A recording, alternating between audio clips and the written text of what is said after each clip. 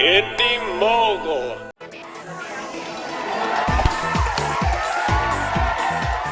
Are you tired of computer-animated 3D movies? Well, too bad, because with numbers like these, they are the future of cinema. Just how bright is this technology shining at the box office? Let's find out with some movie math. Yes, audiences came back for a second helping this weekend as Cloudy with a Chance of Meatballs once again dominated the box office. Coming in at number 1 for the second week in a row, Meatballs swallowed another $24.6 million, bringing its 2-week total up to $60 million. That's on par with this summer's G-Force, which also ended its second weekend with around $60 million. However, G-Force suffered a 45% drop, whereas Meatballs fell just 19% from last weekend. This means Meatballs could potentially top G-Force's $117 million haul unless the release of Toy Story 1 and 2 in 3D takes a big bite out of its core audience. But will audiences pay big bucks to see 3D versions of movies they've not only already seen, but can see for a quarter of the price at home on video? Will you? Write down below if you plan to see the 3D Toy Story double feature next weekend. Coming in at second place is Surrogates with $15 million, lagging $10 million behind number 1 and well below industry expectations. Obviously, audiences feel Bruce Willis is just a shell of his former self, as he hasn't been in a genuine hit since 1999's The Sixth Sense, the only exception being Live Free or Die Hard, which had the nostalgia factor. But Bruce Willis can't play John McClane for the rest of his life, and perhaps if he made more movies, the odds of starring in a hit would be with him rather than against him. In the past 2 years, he's only had a small role in the Hollywood comedy What Just Happened, which, by the way, was a pretty good movie, but only made about $1 million at the box office. Instead, Bruce spends his time doing weird, sleazy magazine shoots with his real-life surrogate-esque wife. His latest efforts on the silver screen, though, failed to impress you, as I asked you to rate Surrogates on a 1 to 10 and you gave it a 6.5, 1 point lower than the 7.5 audiences gave it on Friday's episode of Beyond the Trailer. And now for the one-sentence review challenge results. Here's the top 5, and number 1 will be getting a free pair of AMC movie tickets. In 5th place is Cobalt Church 13, who says, Surrogates took a somewhat original idea and made the film feel just as emotionless as the surrogates themselves.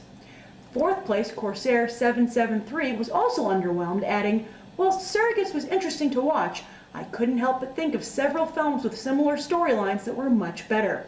And in 3rd place, Bram V600 takes it a step further with, Surrogates is like a sinking ship. As the journey continues, you submerge deeper and deeper until you eventually drown in a sea of plot holes.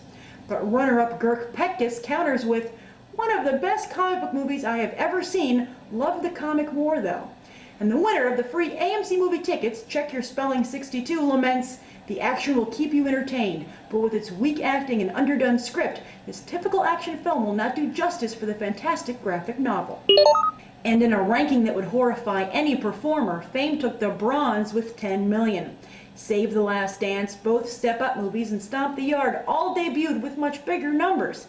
The original Fame, which came out in 1980, has a lifetime gross of only $21 million, whereas Footloose, which came out just 4 years later, has a lifetime gross of $80 million. And that's 1984 money. So look for that remake hitting theaters this summer and starring Gossip Girl's Chase Crawford and Dancing with the Stars' Juliana Hugh to beat the crap out of this remake, which starred a bunch of TV actors and some kids nobody's ever heard of. Like it or not, there is a science to this stuff. Elsewhere in the box office, Pandorum never docked with audiences, debuting at number 6 with just $4.4 million. That's almost identical to the debuts of recent Dennis Quaid films The Express and Smart People, so right now Quaid and his agent are loving G.I. Joe. Industry newspaper Variety commented that Pandorum and Jennifer's Body's subpar debuts show that horror movies are underperforming right now. But I think the heart of the matter is Hollywood is phoning in their promotional campaigns for these movies. Never take your audience for granted. I saw a movie this weekend and I'll tell you all about it after the break. Ultra Kawaii shows off the internet's cutest pet videos. I mean, just look at this! New adorable episodes every Tuesday at ultrakawaii.com.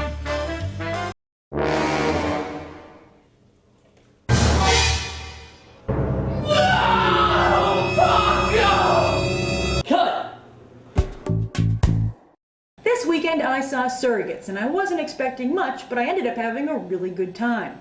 One of the top 5 one-sentence reviews said Surrogates is one of the best comic book movies they'd ever seen, and I think that's a great way to describe this movie. Up until now, only the legendary comic book stories and characters have made it to the big screen. To me, Surrogates perfectly captures what it's like to read comic books on a weekly basis.